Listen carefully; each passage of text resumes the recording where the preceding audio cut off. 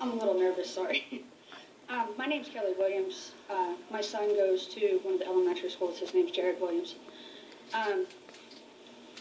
I'm curious, as there was an incident 2 years ago that happened with my son. As you've probably already read in the paper and everything, that's the Jared Williams. I'm just curious what the board is going to do to make sure. I've been talking to Dr. Ray. She's absolutely awesome. I have nothing bad to say. But I want to know what the school district itself and the school board is going to do to implement that teachers aren't getting so stressed that this is happening to other students. And also, I'm sorry, I'm about ready to have an excited. I want to make sure that the teachers, I totally understand what they're going through and how they can get stressed out to the point where something that happened, like what happened to my son, could happen to a child. Because if they don't know how to deal with it, because they're a regular education teacher and not a special ed teacher or an emotional support teacher, I can see where they don't have the training to deal with that and how to cope with that stress.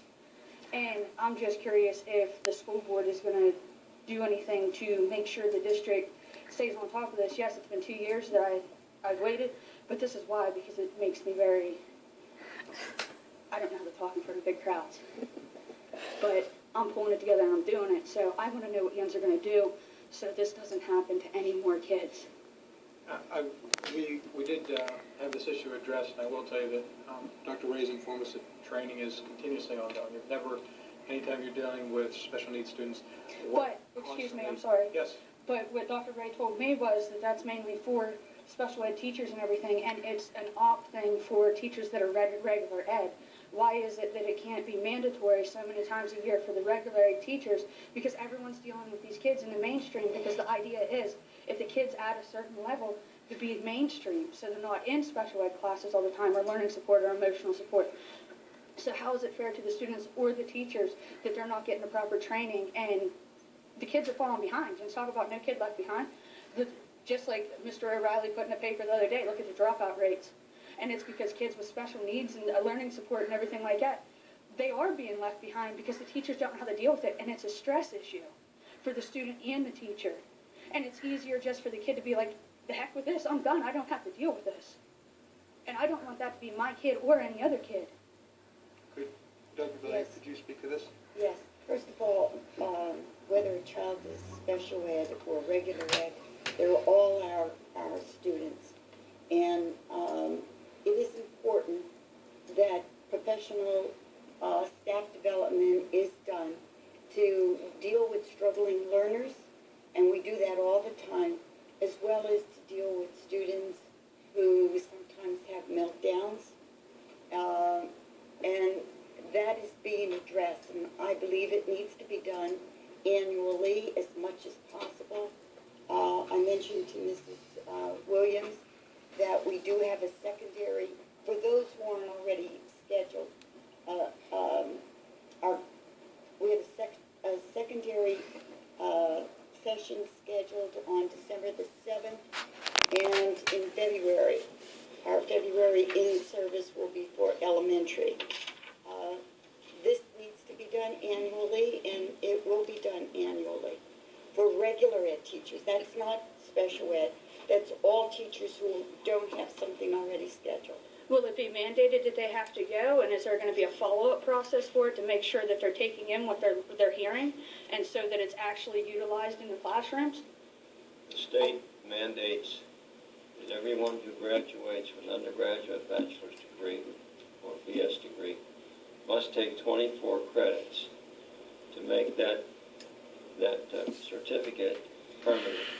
They have 3 years, well, it used to be 3 to 6 years now to take those 24 credits. That's a mandate from the state. And the school district, the Board of School District pays for those credits that the teachers take. And how often do they have to take those? You may have said they it. have 6 years to take 24 credits that are mandated. But after that 6 years, do they have to take more? No, they don't. There's no more state mandate after 20. Okay, but then can you explain to me why this teacher's been a teacher for probably 20-some years and this happened with my son and it was totally unprovoked? Can you explain that to me? That would be internal in-service that we provide. But you asked about mandated. Yeah, that's another question I have. Why is it, like, I understand how the school district police deals with issues with the students attacking teachers, But why is it the school district police also deals with the issues where a teacher does something to a child? To me, that would be conflict of interest. Well, they do, they investigate the situation. That's what I'm saying. Why is it the school district police does that? Because from what my understanding is, children and youth doesn't get involved unless the school district police think it's okay. No outside police department gets involved unless the school district police think it's okay. The school district police are in charge of everything, whether it's a student going after a teacher or a teacher going after a student. And to me, a teacher assaulting a student, that would be conflict of interest. Just as we've seen here with Altoona Police Department, there was something internally there, and they went to an outside source. So I know I'm not all that smart, but to me, that's conflict of interest, and I want to know why the school district police can do whatever they want. I wasn't allowed any access to anything. The only way I found out anything was I had to call the DA's office and talk to the DA. Because the school district police, they washed their hands of it whenever they got what they wanted. And I'm just curious why it is dealt with internally instead of, so I'm not up here asking these questions, why it wasn't dealt with by an outside agency Well, the school district police department is an official police department. for the school So district. for anything, they investigate anything that goes on in the school district. If there is a complaint of an assault on a teacher, they investigate it. Okay, if there's a complaint of an assault on a student, they investigate it.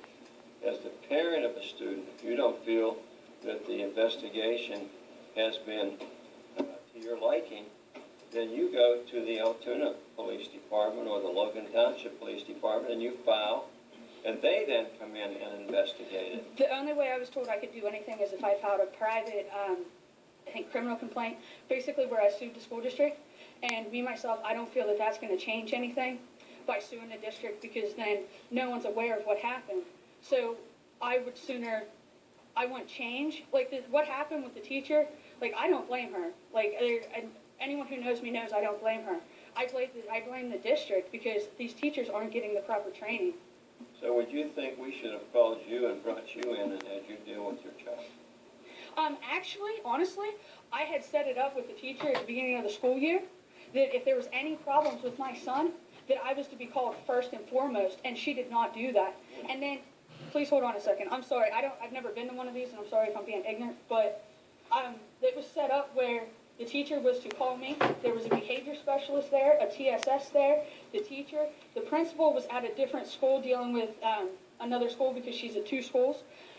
Whenever I got there, I was given miscommunication by the principal because the principal didn't know exactly what happened. I wasn't even notified until I got to the school to pick up my son because I was taking him to an appointment, which the action that happened 45 minutes prior. How is it not my right as a parent because my son bit the teacher in return for what she did to him?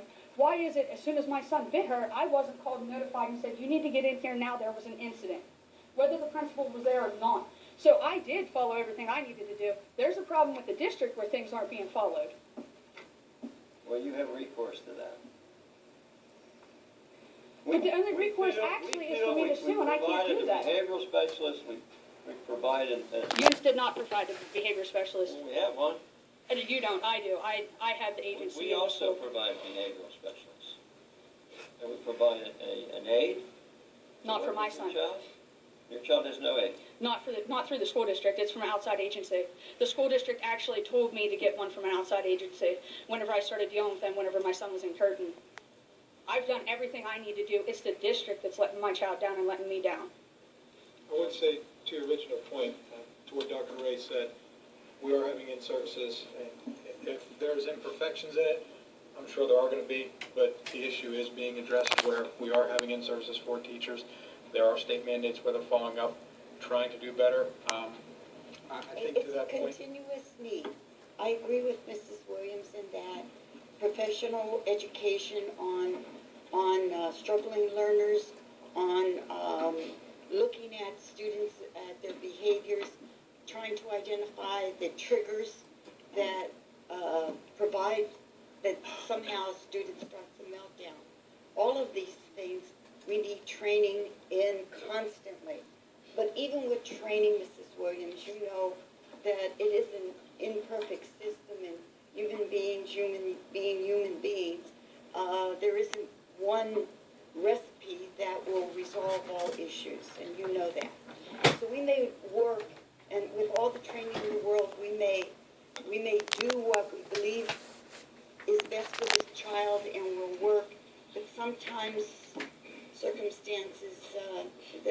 child still has an outburst, and that sometimes happens, and you know that. And we've talked I've dealt with my son for 7 years, and I haven't put my hands on him.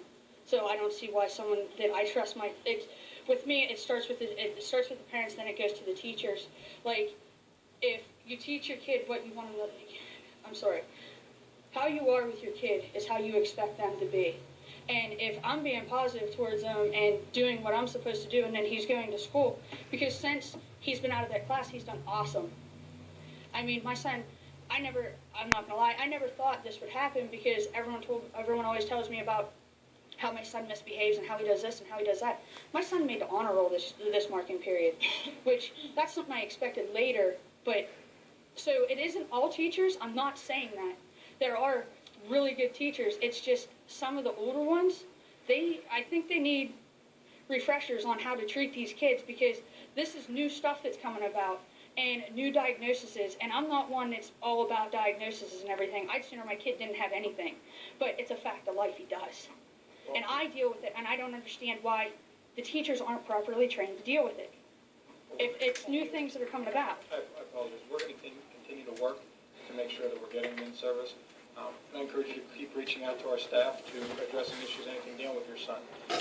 We do have some issues we have to continue with the meeting, but please feel free to continue to follow up with counseling, Dr. Ray on these issues. And Mrs. Williams and I have talked, and she knows that we're trying, I think you know that, we're trying to address this concern, and it will be not just once and done, but ongoing. Thank you. Thank you. Anybody else wishing to address the board? Okay. I'll ask for the resolution of the Board of Directors. Margaret?